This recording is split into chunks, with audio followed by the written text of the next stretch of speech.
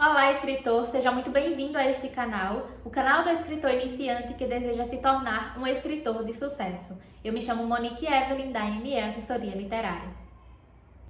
E hoje eu vou mostrar para vocês como foi o nosso evento ME Conecta, organizado pela ME Assessoria Literária, juntamente com as suas colaboradoras. Esse evento aconteceu nos dias 11 e 12 de maio. Foi um evento para influenciadores literários, com o tema 7 passos para alavancar o seu Instagram literário.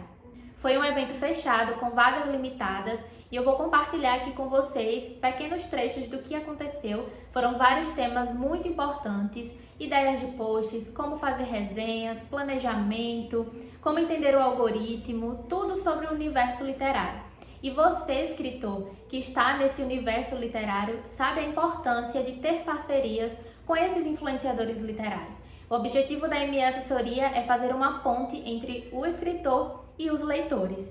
Então encontramos essa forma, fazendo um evento, passando o nosso conhecimento, tanto eu quanto as colaboradoras que são influenciadoras literárias, que têm muito conhecimento. A gente passou esse conhecimento para outras pessoas que estão começando agora no perfil literário, para que possa fazer uma boa divulgação, para que possa fazer uma boa parceria com você, escritor. Então acompanha aqui e já se inscreve nesse canal para apoiar os nossos projetos, para que mais escritores possam conhecer esses conteúdos e alavancar a sua carreira também. Então acompanha como foi o evento e eu aguardo você no próximo vídeo.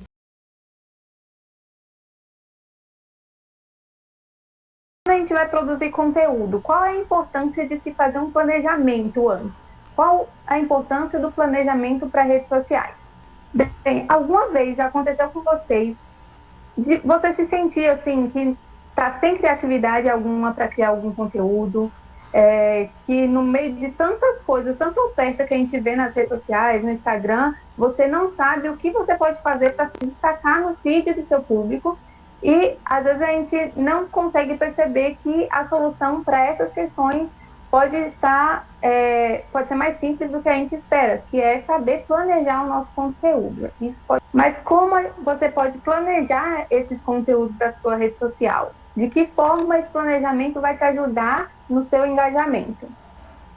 À medida que o alcance orgânico das postagens diminui, fazer um bom planejamento de conteúdo ajuda a espantar a preguiça da desorganização e a desorganização nas suas publicações. Que eu normalmente faço minha organização e que tem servido de muita ajuda, tá bom? Então, aqui vocês têm etiquetas, vocês podem criar outras etiquetas, mas eu deixei aqui as que eu normalmente uso e tem funcionado comigo, que são posts feitos em andamento com pendência e agendado, tá bom? Se vocês fazem uso do Facebook Business para poder agendar suas postagens, então é legal que você tenha essa etiqueta aqui também. Aqui nós temos 4 caixinhas, tá bom? Uma caixinha do semanal, do mensal, semestral e caixinha da criatividade. Essa caixinha do semanal, você vai colocar todos os posts que você vai fazer para aquela semana. Story, a mesma coisa. Apesar do Story ser uma produção rápida, você precisa se planejar, porque a Story te aproxima do teu seguidor, né? Então, coloca aqui do que você quer falar na semana. Eu tô lendo um livro, então eu quero fazer lá diário de leitura. Coloca aqui. Às vezes você precisa fazer alguma produção um pouco mais elaborada para o Stories. Às vezes por publi ou alguma permuta. Então coloca aqui, ó, preciso gravar, preciso fotografar tal coisa. No mensal e no semestral, a gente vai usar para datas importantes que nós não podemos esquecer. Alguma permuta, alguma publi que precisa sair num dia específico. Alguma data importante para o IG. Dia da literatura nacional, dia do livro, dia do autor. São dias interessantes de vocês fazerem postagens. Então, coloque datas aqui que vocês não podem esquecer.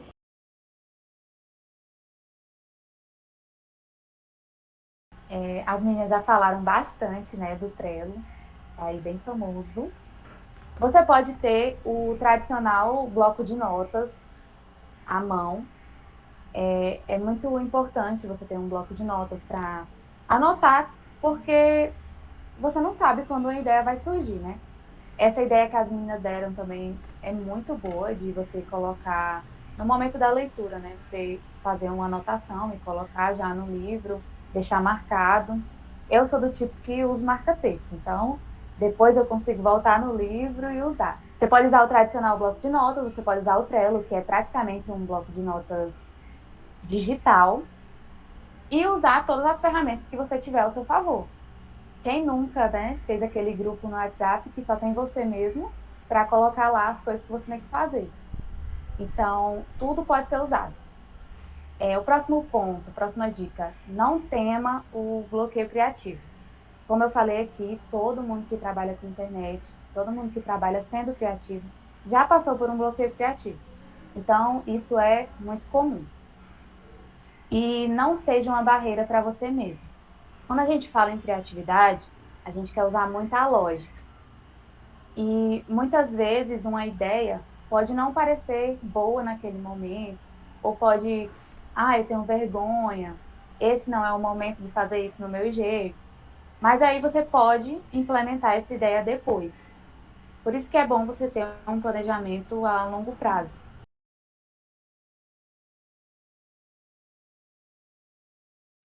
Quando a gente vai criar o nosso planejamento de posts, eu não sei vocês, mas cada um tem uma frequência ali de, por exemplo, 2 posts por semana, 1 post por semana, 4 posts por semana. Enfim, cada um tem ali o seu planejamento de quantos posts vai fazer por semana, etc. Mas é muito importante que vocês intercalem os tipos de posts que você vai fazer. Por exemplo, você faz vários posts só sobre perguntas, só sobre engajamento. Então fica muito naquilo. Então é bom que você diversifique e intercale esses tipos de posts que existem para você não ficar tão parada naquele mesma coisa. Muitos posts informativos, muitos posts de dicas. Vamos dar uma diversificada, que isso é muito bom para o seu público, muito bom para o engajamento e fica mais leve também para quem acompanha, né? Então aqui eu vou falar um pouco para vocês. É bem simples a questão de tipos de posts, mas quando vocês pegam, gente, faz toda a diferença. Para você que está produzindo, que fica uma coisa mais leve, e para quem te acompanha também, porque é muito bom isso, ver, né, quem segue, para quem está fazendo, essas nuances dos tipos de posts. Bom, o primeiro post aqui que eu vou falar para vocês são os posts para engajar, são os posts de engajamento, que basicamente são aqueles posts de conversa, que você quer uma interação ali direta, geralmente de comentário, né? Uma interação ali de comentário, ou esse post para engajar, a gente também pode pensar em stories, né, que a gente usa muito as ferramentas de engajamento, aquelas barrinhas de arrastar, enquetes, perguntas. Então, o engajamento é muito bom, assim, para o algoritmo também, mas é aquele post que você vai fazer perguntas, pedir sugestões, gerar ali uma questão de opinião para pedir sobre determinado tema ou determinado livro. Tem também o post de entretenimento, que a gente, vamos dizer assim, se a gente for parar para pensar no Bookstagram, a gente faz muito post de entretenimento, que é o post de dicas, o post de memes, essa coisa assim, de motivos para ler, por exemplo, que é um post para dar um entretenimento, para a pessoa ali se identificar, de entreter mesmo. Tem post de inspirar também, que eu acho que alguém aqui já comentou, acho que foi lá, não sei se foi a Gleisa, ou se foi a Nina, sobre você estar procurando, assim, você acompanhar algum IG, algum perfil, ou no Pinterest e tudo mais, e você se inspirar, por exemplo, um post de frase. E essa questão de inspiração é exatamente isso. O mais comum, eu vou dizer que é o de frase mesmo, que é, né, os quotes, a gente faz essa questão de inspiração, mas você pode se inovar e fazer outros posts que tem essa questão mesmo de inspirar o seu seguidor. Um exemplo que eu acabei de pensar aqui, às vezes nem é quote, mas, por exemplo, você contar sua trajetória de vida. Que nem aqui a gente está se apresentando um pouco para vocês, para quem não começou ainda, para quem está começando, a gente conta um pouco como foi pra gente. Isso é inspirador também. Então, por exemplo, quando você vai fazer um post de, sei lá, fez 2 anos que você tem o IG, aí você vai fazer um post contando um pouco sobre você, sobre a história, isso é um post para inspiração. Então, é um post que tem um motivo de inspirar. Então, você vê, o primeiro tipo de post tem um motivo de engajar, de gerar comentários, de gerar conversa, de gerar debate. O segundo tipo de post tem um objetivo de entreter, de indicar, entendeu? E o de inspirar é realmente inspirar, tá, gente? Não tem nem muito o que falar, muito que é inspirar mesmo. E o quarto post que eu vou trazer para vocês é o de informar. Esses são aqueles posts mais explicativos, de certa forma são aqueles que ficam mais longos, com carrossel longo, com legenda longa, onde você vai falar mais sobre aquele determinado tema, você vai explicar mesmo. Mas aí você tem que fazer aquele post de vendas mais focado em fazer uma propaganda, vamos assim dizer, do seu livro ou de um certo produto. Mas, óbvio, a gente tenta fazer isso da forma mais diferente possível. Nesse post a gente tem mais de um propósito. A gente vai engajar os leitores e também vai entreter eles. Ele está no estilo de arte mais minimalista e ainda traz um gatilho criativo. Aí aqui nós temos, imagine encontrar o livro perfeito. Já é aquela capa, você está rolando seu feed e alguém fala de um livro perfeito. Já é uma coisa que atrai você. Se você só tivesse colocado a capa de um livro, a pessoa já viu aquilo várias vezes na timeline dela, não ia interessar. mas você fala que é um livro perfeito. Aí você passa para o lado, eu encontrei, e é a minha leitura atual. Aí tem a capa do livro, e no final ainda tem um engajamento. Qual é a sua leitura atual? Então, mesmo se a pessoa não se interessar pelo livro, mesmo se ela não gostar do gênero, mesmo se ela nem gostar da sua opinião, ela vai estar dizendo, mas está perguntando a minha leitura, né? Custa nada eu responder. O algoritmo é uma espécie de inteligência artificial treinada com base nos interesses do usuário para reconhecer padrões de produção e consumo de conteúdo. O algoritmo está relacionado com preferências, histórico e comportamento das pessoas. Ele proporciona uma mediação sobre o que é exibido para cada usuário de acordo com a relevância. Quanto mais tempo você faz as pessoas ficarem na rede social, mais o algoritmo vai te recomendar. Esse é o objetivo principal do Instagram, né, de qualquer rede social. Ele quer que as pessoas fiquem o máximo de tempo possível na rede social, né? Ele quer que a pessoa entre aqui no Instagram e passe aí um tempo, bastante tempo, seja rolando feed, seja entrando em perfis, seja consumindo, assistindo stories, assistindo reels, seguindo páginas. Então ele quer que você entre e passe muito tempo. Então o algoritmo ele vai valorizar, ele vai considerar relevante os perfis que conseguem reter o máximo de pessoas possível na plataforma. Quando os usuários interagem com o seu conteúdo, eles indicam ao algoritmo que desejam ver mais de suas postagens. Isso é o que o algoritmo observa, como as pessoas reagem e interagem com você. E aí vou trazer algumas dicas também de como vocês incentivam essa interação das pessoas, porque você produz um super conteúdo, pensa na foto, né? Faz uma foto bem elaborada, pensa na legenda, e você precisa também ter essas interações, porque vai contar para o algoritmo também o que é que as pessoas estão achando. Então ele observa comportamento.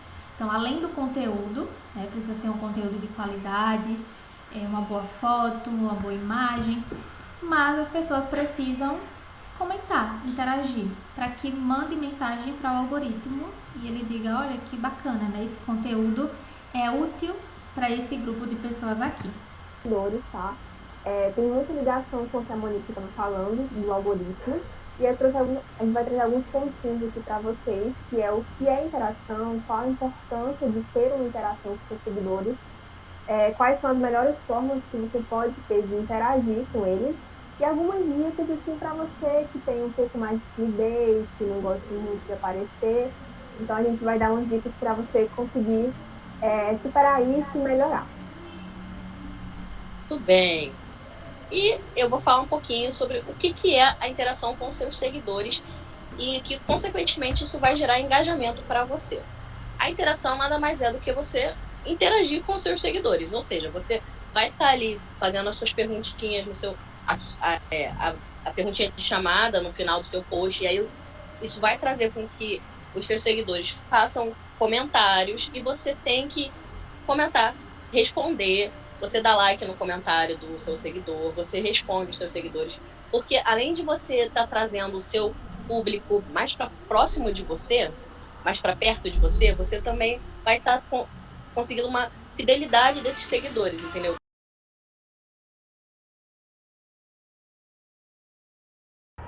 Então, a resenha é um gênero textual. E todo gênero textual tem uma função na sociedade.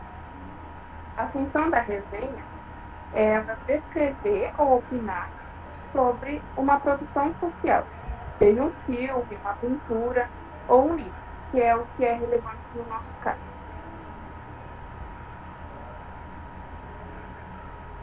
Existem 3 tipos de resenha. A resenha descritiva, que ela é basicamente uma sinopse. A resenha científica, que ela é feita no meio acadêmico, e a resenha crítica. Para os Instagram literário, é importante a gente usar a resenha crítica. Por quê? Quando o leitor, seu seguidor, ele entra no seu Instagram, ele quer saber a sua opinião sobre isso. Então, a sinopse, a descrição, ele já tem lá no site da editora, ou no site da Amazon, onde ele pesquisou. E aí, se ele está em dúvida se ele quer mesmo ler, se ele quer mesmo comprar, se ele quer pegar no Kindle Unlimited, ele vai procurar alguém que ele confia no gosto para ver o que essa pessoa achou. Então, por isso que é importante você colocar a sua opinião, visto que é uma resenha crítica. Lembrando que crítica não é necessariamente algo negativo, né? Você pode colocar as coisas positivas, as coisas negativas, o que tem relevante no seu gosto, o que não tem. Qual que é a estrutura de uma resenha? Então, a introdução e uma breve sinopse, para você não jogar logo, né? Gostei, não gostei, então sobre o que fala o livro, qual que é o gênero, se tem muitas páginas, se não tem. E logo após essa breve sinopse, a sua opinião, com os pontos negativos, positivos, se você gostou, se demorou para ler, se não demorou, se gosta do escritor, da escritora. E por último, citar as fontes, se você pesquisou alguma coisa, se você trouxe alguma curiosidade do escritor, colocar as fontes aí no final. A coisa que a gente repara na resenha escrita é a pontuação, são os vícios de linguagem, é a gramática. Então, assim, a gente tem um costume de escrever e jogar lá, e às vezes tem alguns erros que a gente não percebe. O problema é que, se a gente, como leitor, e depois como crítico, a gente lê um livro e depois vai para o Instagram criticar e a gente não escreve bem a nossa resenha, a gente vai perder a credibilidade. Como é que eu vou criticar um livro se eu nem consigo escrever bem a minha resenha?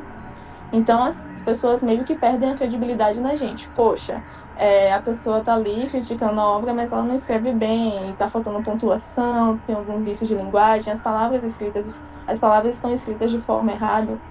Aí tem a questão seguinte, né, que às vezes passa um erro ou outro de digitação, é o nosso corretor, porém a gente observa que quando tem muitos erros, não é o corretor. A gente consegue diferenciar isso de quando é o corretor e de quando a pessoa realmente escreveu de forma errada.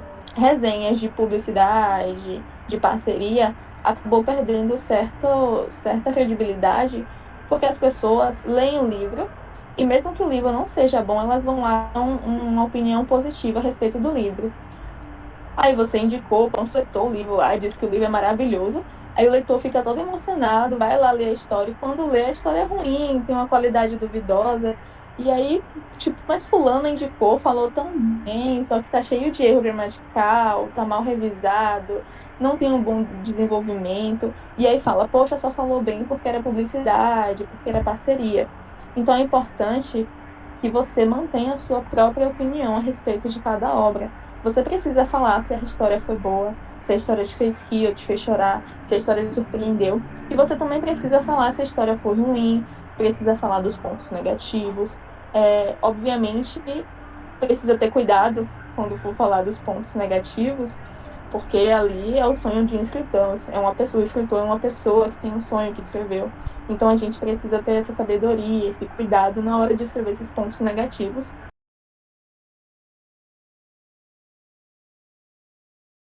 Então, desde o começo do Instagram, eu sempre imaginei a parceria como uma via de mão dupla.